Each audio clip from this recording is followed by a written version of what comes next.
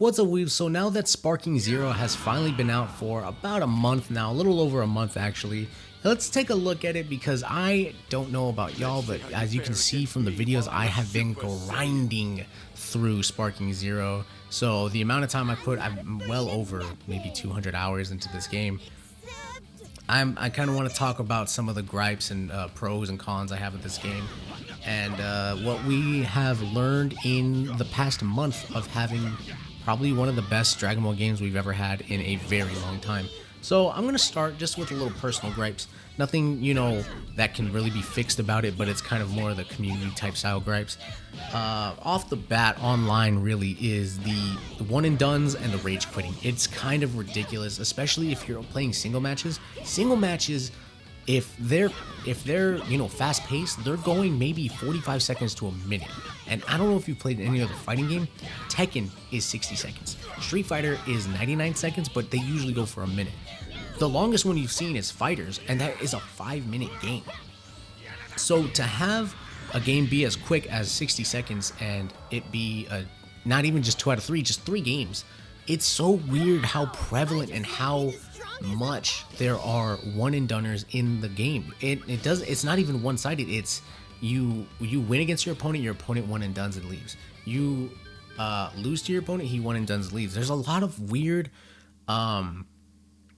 like situations where it's happened. I've had where I lose and I rematch and then I win and then they leave. I don't get what finishing the set is so like hard to do for these people, but it's so strange. Also, after that, we get into the rage quitting part. The rage quitting I don't have such a huge problem with. I think the biggest thing I have, and it happened it's in Fighters too, there's like no penalty for rage quitting.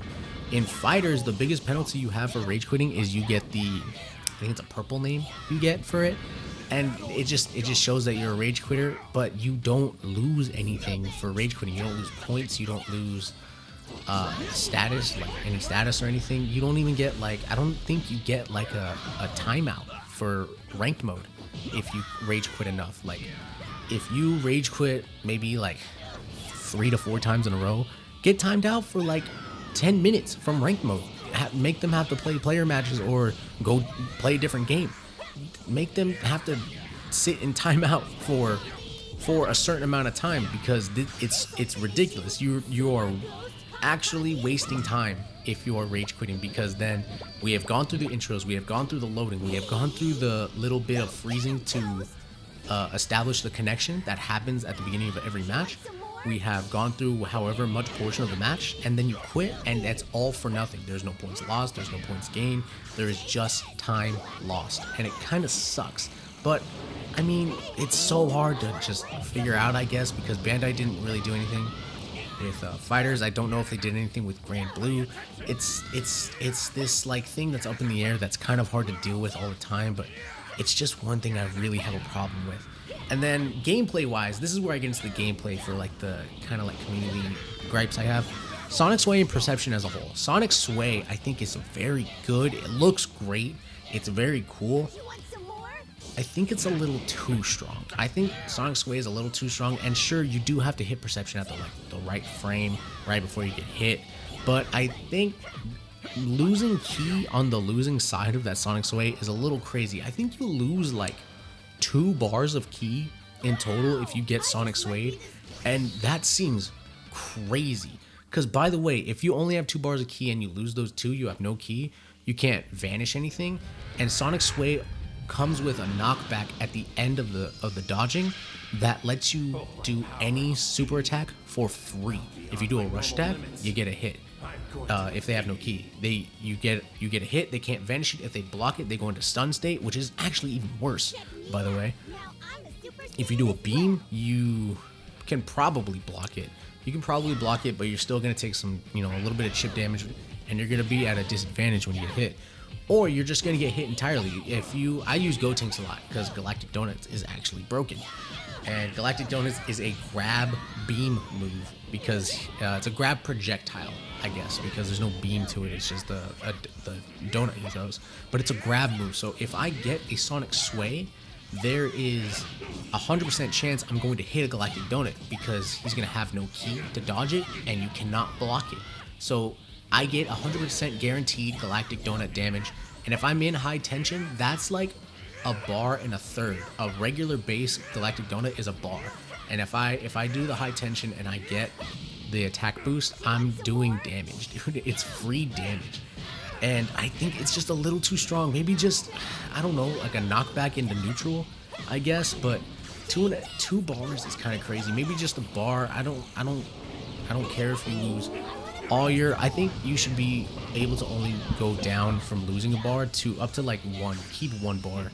But that's me for that, because Sonic Sway, I'm not gonna lie to you, I'm a very aggressive player. I'd be getting Sonic Sway. After that, I mean, Perception is a little strong as a whole too. I get you lose ki when you hold it, but to be able to charge your ki back, it's really no con really for that. Honestly, I've had so many times where you start a combo and instead of holding block or trying to vanish it or anything, people just take the hits and then hold Perception for the gap, and you either get swayed or you get Perception. And Perception has a weird. I know one of the counters is like swinging behind them, but sometimes it's like a weird area of effect, because you can swing to the side of them, but if you're not to the side of them enough, they still activate the Perception, but it misses too. So it puts you in this weird state where you guys are both, you know, missing. One's going this way, the other's going the other way, and it throws off the rhythm a lot. But Perception has just this. It's the fact that you're able to hold it is kind of the weird part to me. I think if you're gonna have this counter like that, you should have some timing to it, especially when they time everything in this game. Vanishing is timed, super counter is timed. If you're gonna time a lot of your defense mechanics, do them all, because that's one that is kind of annoying me a little bit, but not too much. And I think the final one that is annoying me the most is these vanish battles, and this is the one I'm seeing a lot of people not like. Any time there is a super counter, there is a teleporting punch, anything like that, there is going to be a vanish battle. And every single time, if you're playing against two, if you and your opponent are decently skilled, they're gonna go to key bar length. Whoever has the most ki wins, and because one person's draining their ki and the other person is gonna be left with like just a little bit more, and they win. That's, I mean, sure, but at some point there has to be a clash for it. At some point. People pointed out that in Tenkaichi 3 there was a vanish clash and it worked well. It did. If we can get something like that back, because so many times I'm at the point where, like, if I see I have less ki, I'll just take the hit. I'll just take the hit because we're gonna be here forever. So there's no point in really doing anything like that. So as far as personal gripes, that was all of them I had. A lot of them just really have to do with defensive mechanics. I feel like there might be too many, if I'm going to be honest. There might be a little too much. But that's fine. As far as actual gripes I have with the game, I don't have a lot, really. My biggest thing is the small character snubs that we got, you know, Android 17, Pycon. And the biggest one I have is the snubs for characters that are already in the game. Like, I said it a lot in Caulifla's video and the Universe 6 characters videos. Caulifla does not have Super Saiyan 1. She only has a Super Saiyan 2 transformation. That doesn't make a lot of sense. And then you look at Kappa and Kale, they have Super Saiyan 1 and Super Saiyan 2, and Kale has her Rage Super Saiyan and Super Saiyan 2. Dispo does not have his Ultra Light Speed mode. It's a skill in the game. When Topo and Jiren have their respective modes. Jiren is full power and Topo has God Destruction. Vegeta doesn't have Evolution Blue. It's a skill he uses on Blue.